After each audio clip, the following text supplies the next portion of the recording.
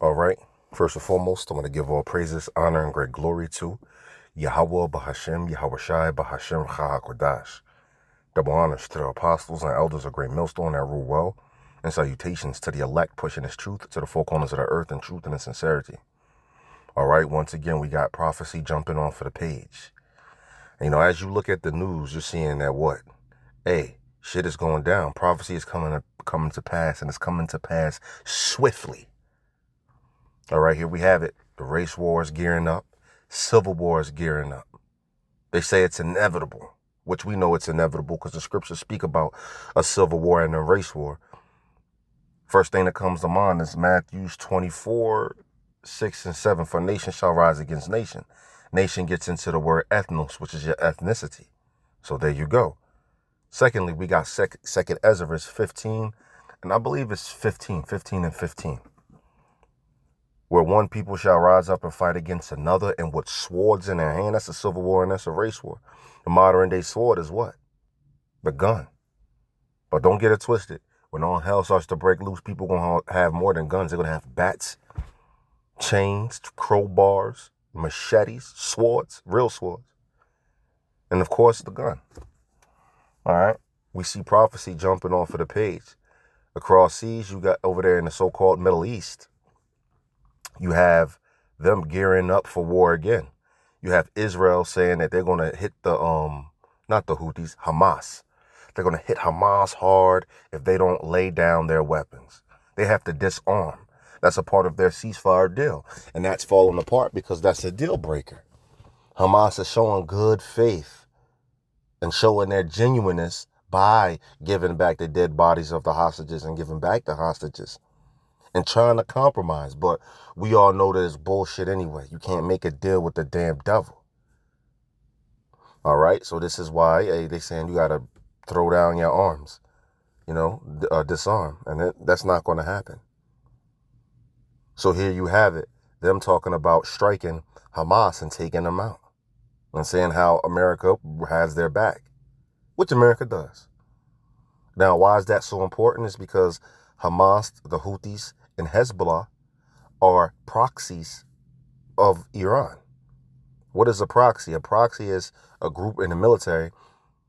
In military terminology, it's somebody that you use to fight on your behalf and in your interest, while you don't get directly into the fight. You just supply them the weapons and the guns to go over there and shoot and stuff like that. Case in point, America is using Ukraine as a proxy, giving them certain missiles, so forth and so on. That's them fighting with Russia, but not directly, So, hey, over there we have that going on, and Iran will strike Israel like they did before. What was this? October of last year, when they almost wiped out all of Hezbollah. Iran launched over 180 plus missiles. I heard 201 missiles they launched over there at Israel. And they broke history. All right. They broke history by shooting that many missiles. So when somebody says that this, they're looking like, oh, just Hamas or whatever like that. No, these are very strong and close allies to and a proxy of Iran. Iran is backed by China and Russia. World War III is swiftly approaching. Now, the topic I want to talk about specifically today, and I just got off the plantation, so I'm about to hop on this road. I'm going to let the video play out and stop it when I need to. Is America trying to go over there and take over Venezuela. Like, they did that already. All right, or tried to do it already. I believe it was Trump's last term. He tried to put Juan Guaido over there. Juan Guaido is a CIA. He's been trained by the CIA and all of that. They want him over there so he can replace Nicolas Maduro. All right, now he's the president or prime minister, whatever the title is, but he's the top guy over there in Venezuela right now. Why are they trying to go over there and take Venezuela over? Because Venezuela has the world's largest oil reserves. You see that? Slocky, hold on for a second. Right. Venezuela has the world's largest oil reserves. And America wants access to that because you need oil in order to what? Go to war. All right. And you can make hell of a profit off of it. So they want to go over there and do that. It's the damn devil. And you have Venezuela saying, hey, well, we're going to fight. Nicolas Maduro, there's some videos out there of Nicolas Maduro and all the military. It was over, I believe, 1 million Venezuelans out there, so-called Venezuelans, ready to fight. They have too many people, so America cannot go over there and invade. They're going to have to launch missiles over there. Why are they, and what's the justification that America is using? Well, they're saying that they're smuggling cocaine over here, but the cat's out the bag. It's really coming across the border. You see? Now, I'm not saying that Venezuela is not doing some shit. I'm saying that most of it is coming across the border from Mexico. All right? They doing certain shit, but fentanyl, which they keep talking about, the cartels is making that in Mexico. China. All right? And then how hypocritical are they? All the guns and the cocaine and all that stuff.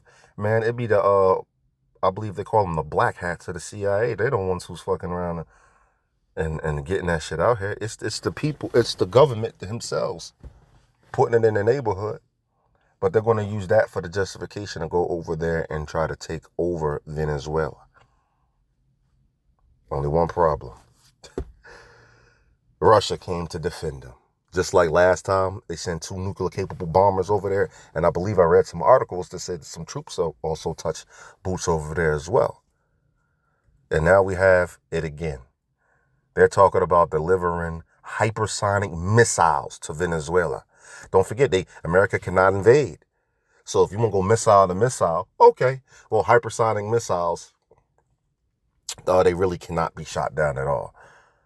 To give you a scope of that, if somebody shoots off 20 hypersonic missiles, they're most likely going to hit all 20 of their targets with those hypersonic missiles. I would say max they'll shoot down 1, but I don't even see that happening. That's some old Cold War shit right there, man. Russia being a guard to them, because Russia's pissed off at America for using Ukraine as a proxy. You see? But anyway, let's get into this. I'm going to bring out these scriptures right here, then I'm going to get into this video and push on to the crib. This is Ezekiel 38. We start at 1 and we read. And the word of Yahweh came unto me, saying, Son of man, set thy face against Gog, the land of Gog, the chief prince of Meshech and Tubal, and prophesy against him. This is talking about Russia. All right? All right? Gog is Russia. It says, and say, Thus saith Yahweh Bashem Yahushai, Behold, I am against thee, O Gog, the chief prince of Meshech and Tubal, and I will turn thee back. Right? He's going to turn his spirit back into what? That spirit of hate in America. Continuing, and put hooks into thy jaws, and I will bring thee forth. Right? That hooks into your jaws. You know, a quick analogy is fishing.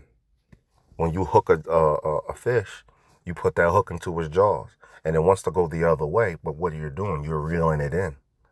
All right? So liken unto that, you know, on spirit of Putin, spirit of Russia, it's turning them back into that spirit of not getting so much along with America, actually hating America.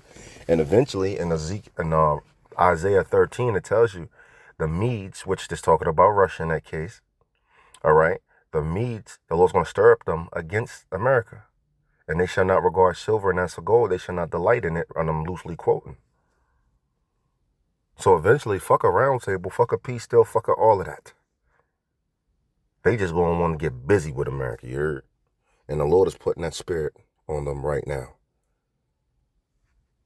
And I will bring thee forth in all of thine army, horses and horsemen, all of them clothed with all sorts of armor, even a great company, Salakia, company with bucklers and shields, all of them handling swords. Persia, which is Iran, Ethiopia, strong ally with Russia today, and Libya with them, strong ally of Russia today. You can look these things up. It's amazing. All right, prophecy is jumping off of the page. Call on La Yahweh Shem Yahushua that we can see this and understand this. All right. All of them with shields and helmets. All right, they're ready to go to war. Gomer and all his bands, the house of Togarmah of the north quarters, and all his bands, and many people with thee. Be thou prepared, and prepare for thyself, thou and all thy company, that are assembled unto thee, and be thou a guard unto them. So we got Russia being a guard to these little nations. All right. We've seen it already with North Korea, because China was backing North Korea, and Russia backed China. They close. With Iran back in Persia, because Persia changed its name to Iran in 1935. All right. Slocky, let me get on out of here. Persia changed its name to in 1935 to Iran. All right.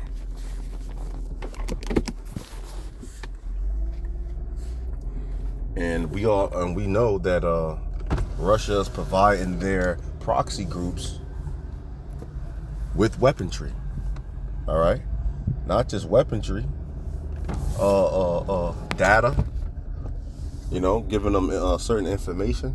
Hey, man, he's being a guard unto them. Now we see them in Venezuela being a guard to the little nations, man.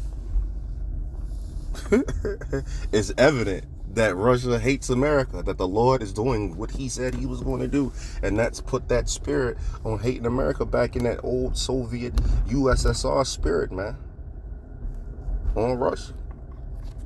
All right, let's get it.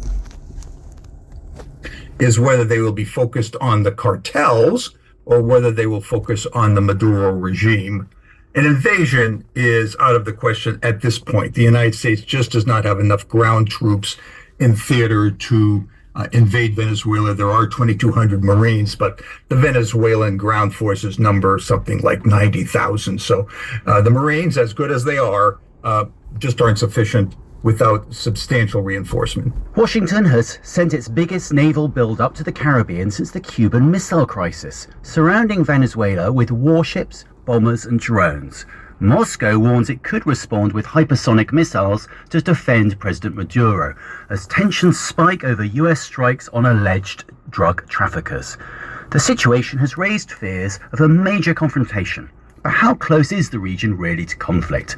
Mark Kansian, Senior Advisor with the Center for Strategic and International Studies and a retired Marine Colonel, is on the show with us now. Good afternoon, Mark. Thank you for joining us on Times Radio. Could you give us a sense of how serious this is? How much really is there a risk of direct conflict between America and Russia over Venezuela? The risk of a confrontation between the United States and Russia is very low. Fortunately, Russia has its hands full in Ukraine. Venezuela is very far away from Russia. Russia has few tools that it could use to support Venezuela. On the other hand, the possibility of conflict between the United States and Venezuela is very high. What began as an operation against alleged drug smuggling boats has now brought. Eventually, the tension between the United States and Russia is going to be very high. All right, thus saith the Lord. Russia's going to be leading the charge in World War III, man. All right. And to an effort against the Maduro regime. And do you believe, Mark, that that is the ultimate aim of these American strikes? To destabilize the Maduro regime, or to try and provoke a reaction from them? What are the tactics of the Trump administration? The main impetus for the attack on the boats is counter-drug. The Trump administration campaigned on a platform of reducing the flow of illegal drugs in the United States, particularly fentanyl, which has killed many Americans. I think that that is a very sincere element of what they're trying to do. On the other hand, there are elements in the government who want to get rid of the Maduro regime, who feel that it has been in power too long, that it is corrupt, that it is a narco-terrorist regime. The United States is joined in that opinion by many other countries which regard the Venezuelan opposition as a legitimate country, legitimate government. So I think that as time has gone on, the United States has been pursuing both objectives. But, I mean, what is the evidence for the fact that the people that have been killed, and as I understand it, there have been 65 individuals who've been killed in 16 separate attacks. What is the evidence that they really are transporting drugs to America? Because we haven't seen the evidence, have we? We have not. The administration has claimed that they are drug runners, but there are two items that indicate that maybe they are, in fact, drug runners. The first is that members of Congress have been briefed on these strikes, and when they came out, several of them said that they were convinced that these were, in fact, drug runners, even though they were not satisfied with all the information they received from the administration. The other thing is that there are journalists who are now interviewing family members of people who have been killed, and none of them have come back and said this was a innocent fishing boat. In fact, it looks like they were, in fact, drug runners. But the Trump administration seems obsessed with fentanyl for very good reasons. And as I understand it, fentanyl comes across the border on land from Mexico. It's not coming from boats from Venezuela, is it? No. The consensus is that the boats in the Caribbean are bringing cocaine and marijuana, principally to Europe, but also to the United States. That fentanyl comes through Mexico, as you note, and along the Eastern Pacific. And how far do you think this is going to go? Because as you point out, Congress have been briefed. They seem to have given a green light to Trump to carry on attacking without any form of approval. I'm just wondering how far this can go. I think it's going to go quite far. I like him too. He my man, he my boo, he my type, he's so cute. I want him and I want him too. As an elder millennial parent, homework today is a whole different ballgame than when we were kids. Between new teaching methods, busy... Far.